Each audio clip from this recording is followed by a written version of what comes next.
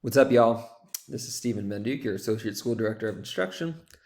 Today, in this morning's coffee talk, we are going to be talking about coaching teams and shared experience. You may have noticed that we have been spending some time in a new form or style of team for a lot of us, and that are these coaching teams, right? Traditionally, we've had department teams, house teams, and we are adding one more team to that group in a time where it could feel very isolating, working from home and working oftentimes just in front of a computer screen and not being able to see anyone face to face. So we are adding a team this year. Before we get into that, here's what we need for our session today. So take a few seconds here, make sure your computer is ready to roll, it's charged or charging. And secondly, you have somewhere to take notes, either virtually or on paper is fine as well, whatever's going to be best for you. Let's take about 10 seconds, make sure we're good here.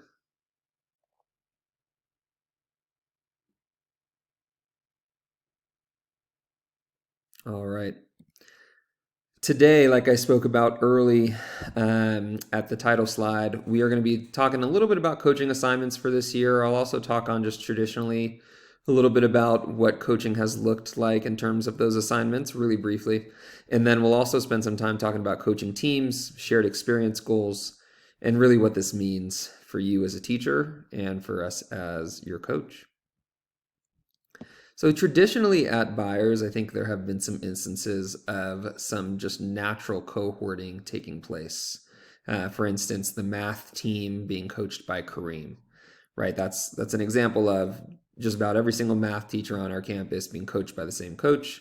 I think what that has allowed to happen there at some level is, some shared experience building, some more direct coaching being able to happen because there is a lot of the same circumstance happening across math classrooms on our campus.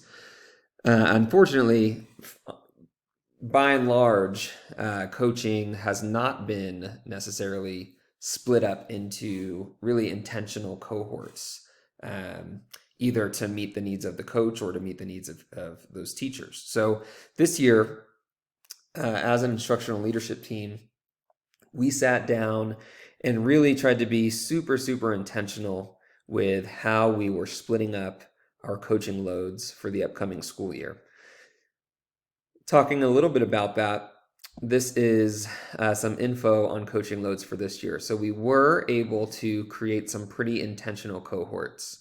And I have some examples of cohorts here, right? That math cohort, for instance, that I just spoke about on the last slide that has already really existed. But we've also broken it down into master teachers, some newer teachers grouped together. So we've gotten creative here, and it's a trial run, and we're trying to see if we do this cohorting, if we're able to really meet the needs of our teachers in a way that is going to feel more intentional and more effective for different circumstances and needs. So it's not a perfect fit, but this is our goal. This is really a large effort to help with peer learning and observation. Your coach is, the person that I definitely want you to go and ask questions to, and it's their job to come and observe you and to check out your lessons and to give you feedback. All of those things are true. At the same time, the amount that you can learn from your fellow teachers who are teaching the same thing as you, or maybe have the same level of experience as you, or just experiencing the same circumstance that you are, is really, really vital in helping our teachers to continue to grow. So we wanted to make sure that we're cohorting in a way that allows for various opportunities for peer learning and observation. Next, I talked about this a little bit earlier, shared experience. I think having a cohort that is already sharing that experience, whether it's by content or by years of experience or whatever it is, allows for some joint celebrations, some group successes, and at the same time allows for, if we're struggling, right, if there's a newer teacher cohort and all new teachers are struggling with X, now we have a larger kind of brain trust to work through some of those struggles and try to figure out exactly what next steps should be. And it's not just on that one teacher or just on that one teacher and their coach. it's now a group effort. And as a whole school, right, as a 6 through 12 school, I think this is a great opportunity for us. Next, team communication. Last year, I remember having to send various emails to people on my coaching caseload, and I don't think that is the best and most efficient way for communication. So every coach this year will have their own Google Classroom.